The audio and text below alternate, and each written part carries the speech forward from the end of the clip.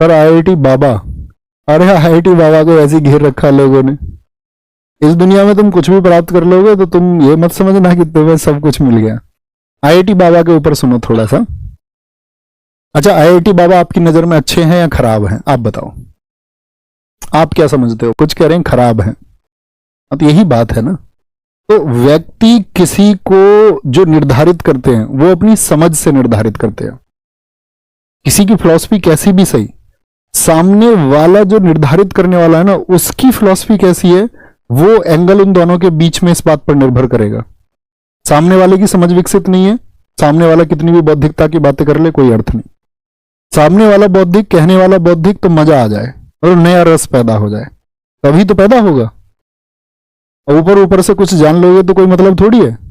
ऊपर ऊपर से कुछ सुना, देखा और अपनी एजम्पशंस मान ली।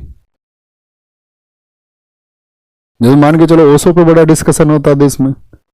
ओशो जब कभी भी साइंस पे बोले तो खराब ही बोले, और कोई मानने को तैयार नहीं, क्योंकि ओशो के पक्ष में एक बड़ा वर्ग है। ओशो बहुत तार्किक आदमी है, नो डाउट, लेकिन ओशो एक बार विज्ञान पे बोल रहे थे तो उन्होंने इलेक्ट्रॉन का चार्ज पॉजिटिव बता दिया और सारी व्याख्या उस तरह से कर दी सकारात्मक रूप से, और न्यूट्रॉन का एक नेगेटिव चार्ज बता दिया और उसकी व्याख्या उस तरह से करके सारी कर दी। तो परफेक्शन तो किसी के अंदर नहीं है, कोई व्यक्ति किसी एक क्षेत्र विशेष में। जैसे आपका जाति व्यवस्था पर जब ओशो बोलते हैं, या जब ओशो की बात किसी धार्मिक स्थिति के बारे में होती है, तो वो बहुत सटीक हैं और उनके तर्क बेमिसाल हैं। No one can defeat him.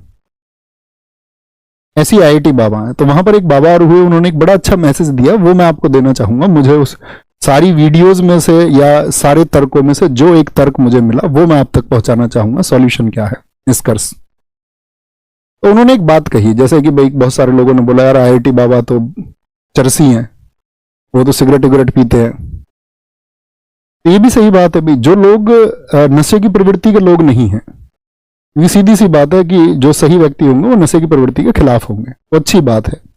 लेकिन मान के चलो किसी व्यक्ति ने अपने निजी जीवन में उसको अपनाया, तो उन्होंने एक प्रश्न किया था, ठीक है। उन्होंने कहा कि भाई आपका बच्चा अगर बहुत बीमार है और उसको एक त्वरित इलाज की जरूरत है बहुत जल्दी, और वो इलाज उसको अभी मिलना जरूरी है। अब आपके पास दो डॉक्टर की चॉइस है, समझना मेरी बात को। वो उन्होंने कहा कि आपके पास दो डॉक्टर की चॉइस है। एक चॉइस तो ये है कि एक डॉक्टर ऐसा है जो शराब पीता है और सिगरेट भी पीता है, लेकिन उसका जो सर्जरी का सक्सेस रेट है वो 100% है, यानी 100% इलाज करेगा और ठीक करेगा।